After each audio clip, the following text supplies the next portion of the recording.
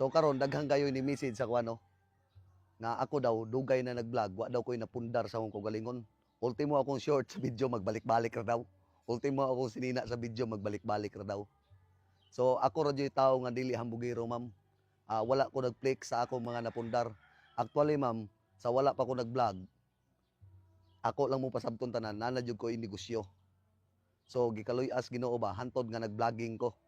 So karon, ma'am, i-flex na ko ang akong napundar para dili na mo sig pangkuan bitaw sa kuha, kanang paghilabot sa kuha.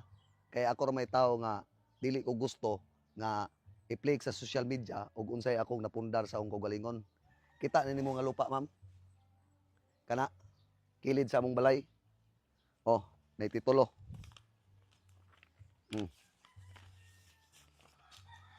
Kana, ma'am, oh.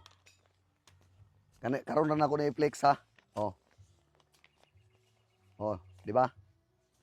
Mo ni ikatulo na ko napundar, ma'am. Kani nga lupa. Ang ikaduha nako nga napalit nga lupa, ma'am. Napa o titulo. Pakit-on na ka, ma'am, ha, para dili na kasi pambash ako bitaw nga ultimo short nako balik-balik sinina balik-balik. Nga wala daw koy tarong sinina, wa koy mga kuan. Oh. Oh, napa, ma'am. Kana. Oh. Mo ni ikaduha nako nga para perte, ma'am. Oh. Ang permero nako napundar, ma'am. Kita katong sakyanan, ma'am, katong gibunggo gahapon. Kato. Oh, mao na. Oh, mao na nga sakyanan ang akong permero jud napundar. Wala pay labot sa duha nako ka motor, ma'am, nga CRF o grader nga FI nga panggamit nako sa pag-vlog. Panggamit nako sa pagtungas og bukid. So daghan kay na sila, no, sig message ako ay ngun ana, pero ako lang pasagdan. Pero karon ako mong ipakita og unsay akong napundar. Ako ra mo jud tawo nga dili hamugiro, mga ma'am, sir. Ako ra tawo nga unsay napundar sa akong kaugalingon, dili na ko nga i-flex sa social media. Pero karon ako na lang jud ipahibalo kay para mahunong na sila sa pangbasa ko, aba. Sige ra ingon tabang bukid nya walay naabot. Actually kana nga sakyanan, no. Ang katong Starex isa sa kilid mo tong gihatag ni ma'am. Ma'am, shout out sa imo, ma'am. Salamat sa Starex nga imong gihatag, ma'am. Napuslan gyapon ako karon. Last year pa na nga sakyanan. Mao nay kuan sa akong negosyo, mao nay handumanan sa akong negosyo.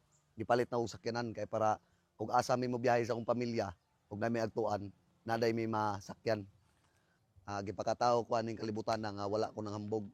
Gipakatawo ko aning kalibutan na nga gikan mis walang wala nga wala jud pug ko nang hambog, wala ko nakuratan ba. Una na jud simple ra nga atong kinabuhi kay kani tanan nga atong tapundar sa klarong istorya ug mawala ta. Di man ni nato madala. Di ba? Di gyud ni nato madala. Ang unsa taga milyonaryo, bilyonaryo, pag mga matay ta, parihar gyapon ta abo. Parihar tag kolor, parihar ta udon. Ana ra ka simple, ma'am. Ang advice nako sa imo, ma'am, atiman na lang ang inyong kaugalingon. Sir, daghan jud na sila. Atiman na lang inyong kaugalingon, maningkamot ta nga wa tay giligsan nga tao. Ana ra ka simple ang kinabuhi sa tao.